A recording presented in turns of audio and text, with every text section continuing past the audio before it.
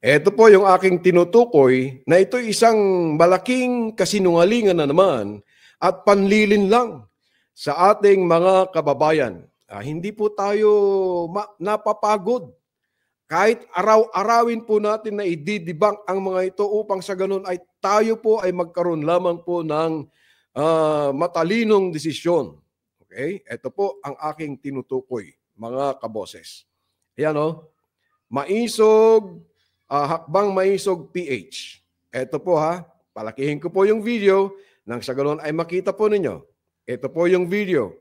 Ano po ang sinasabi? Bigyan po natin ng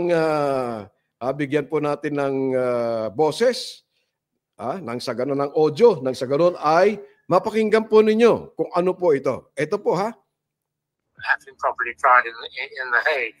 So what happens when he arrives? If indeed he gets on board this plane that we can see right now, about a 12-hour flight perhaps to Europe and to The Hague, what happens next? Well, he'll be taken into custody and there'll be all sorts of safety procedures applied then, and then he'll be taken to the court, and in due course he'll be asked to plead for an indictment. And this is all happening and could only have happened with the full cooperation of the Philippines government? Yes, I mean, one of the problems, your previous contributor, I think, mentioned it. Ano sabi niya? Yung previous na problema ho namin kasi, sabi ho ng ICC, ang problema ng nakaraan, ito ho yung problema ng ICC. Pakinggan nyo mabuti. Two families being at war, originally at peace together, then you wouldn't have expected the Marcoses to provide evidence against Duterte. Hindi namin ini-expect na magpo-provide ang Marcos administration ng mga ebidensya. Putik na yan. Tapos sabihin ho ni Marcos, hindi kami nakialam sa investigasyon. Inamin na po mga kababayan, inamin na po nila na ang Marcos ang nag-provide ng mga ebidensya. Ayan na ho. Ano masasabi nyo ngayon? Iba ho ang sinasabi ng demonyong Marcos. Only have happened with the full cooperation of the Philippines government? Yes, I mean, one of the problems, your previous contributor, I think, mentioned it. These two families being at war, originally at peace together, then you wouldn't have expected the Marcoses to provide evidence against Duterte. Nadulas na. Mismong ICC ho, mga kababayan, nadulas na. The two families were, ang hirap mag-slang the two families were, may gera, may gulo, peace pala, sabi niya. And Ito yung tinutukoy ko po sa inyo, mga kaboses. Pinapalabas po nila dito na itong mga nag-uusap dito ay taga-ICC. In fact, ito, isinare ko po sa inyo Isinare ko na po ito. Noong araw or pangalawang araw ata ng pagkahuli kay Digongyo. Ito, ang sabi niya dito, ICC umamin na kung sino ang nasa likod ng mga pag-provide ng mga ebidensya laban kay Duterte. Pinapalabas po nila dito na yung mga nag-uusap dito sa video na to ay taga-ICC. Pasinungalingan po natin ito at i-debunk natin ito. Nang sa ganon ay matuto itong laban ng maisog. Ang sabi Hakbang Maisog. Ayun. So yun po yung video na ipinapalabas po nila. Na kung saan ay sinasabi nila na ito daw ay usapan ng ICC. Nagkakamali po kayo. Hindi po yan usapan ng ICC.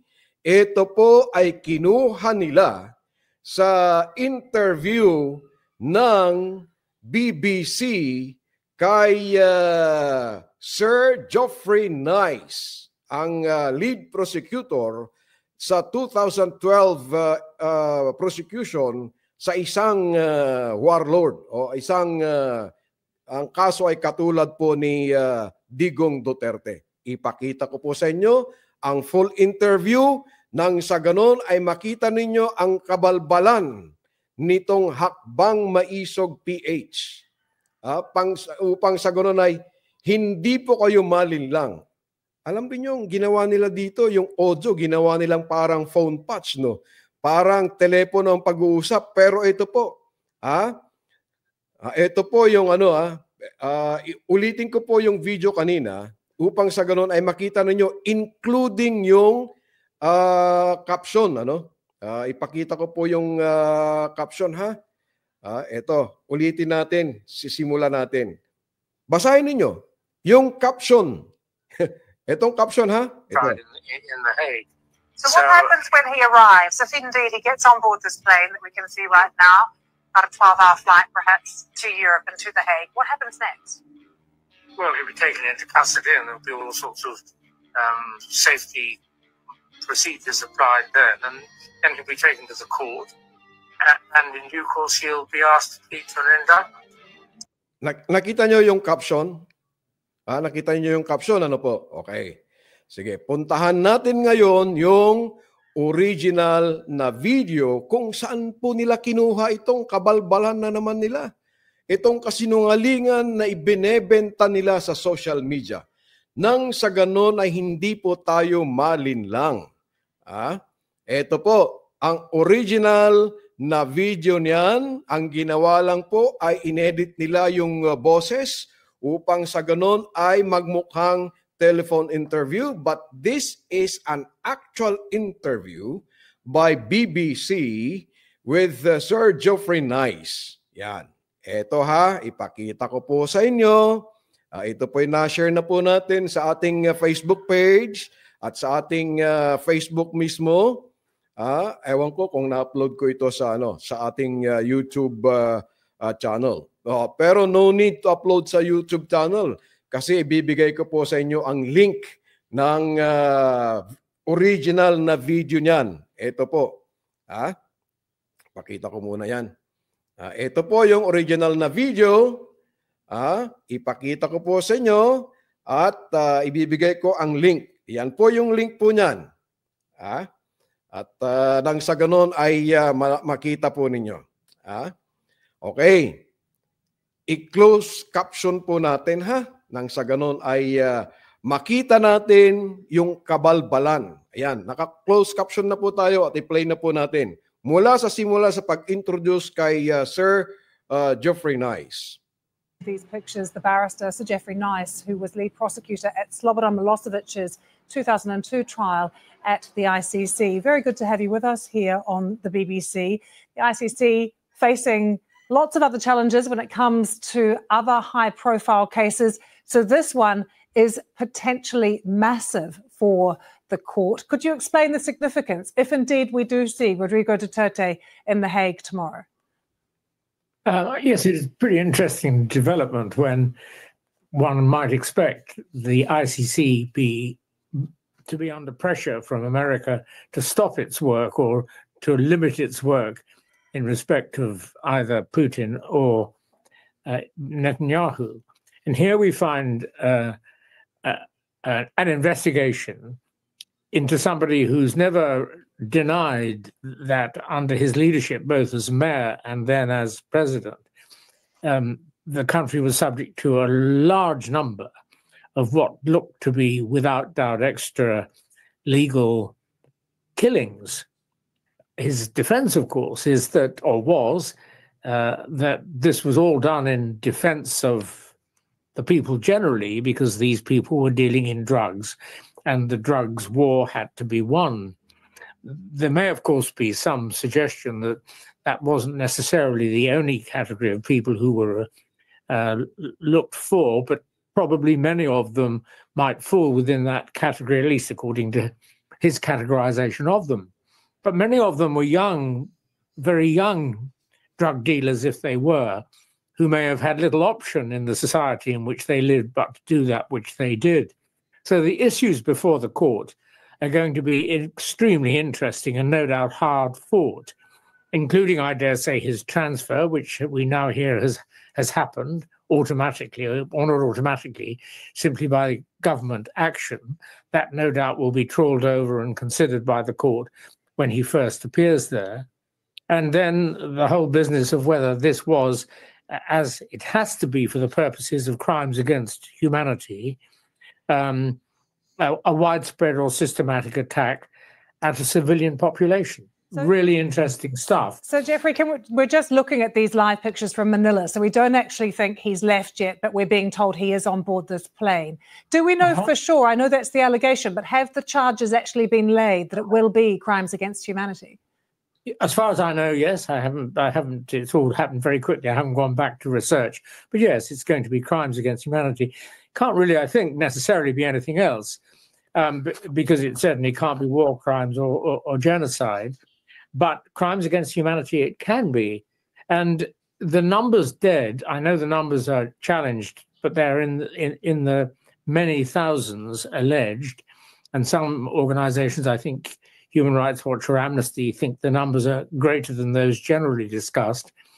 The numbers alleged would certainly, if crimes are committed with the sufficient purpose, they would certainly qualify as crimes against humanity.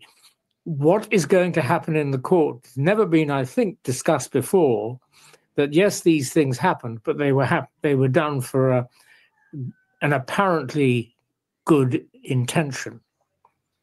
Can I ask you about a technicality? Because we saw Rodrigo Duterte for many years mock the court, and he said that it was a threat to the country's sovereignty at one point, and then the Philippines was actually withdrawn from the founding treaty of the court back in 2019. Does that matter, or is the jurisdiction still there? Well, first of all, it was said that he organized the withdrawal because of his concern about being investigated.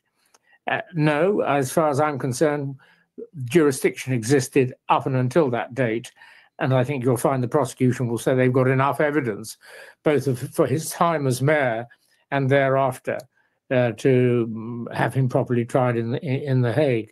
So what happens when he arrives, if indeed he gets on board this plane that we can see right now, about a 12-hour flight perhaps to Europe and to The Hague? What happens next? Well, he'll be taken into custody, and there'll be all sorts of safety procedures applied then, and then he'll be taken to the court, and in due course he'll be asked to plead to an indictment. And this is all happening and could only have happened with the full cooperation of the Philippines government? Yes, I mean, one of the problems, your previous contributor, I think, mentioned it, these two families being at war, originally at peace together, then you wouldn't have expected the mark. Nakita na ninyo? Dito na yung yung in-splice nila, mga kaboses. Nandito na po. Ito na yun. Because is to provide evidence against Duterte. Now that they're at war, we hear that Marcos is prepared to cooperate. The question then may include, or the questions then may include, whether evidence provided by the regime under Marcos will be clean evidence, or whether there's a risk of its being tainted before it ever arrives in The Hague. And the prosecutors in The Hague, I don't know to what extent, if any, they've been in the Philippines recently, but they will... Yan.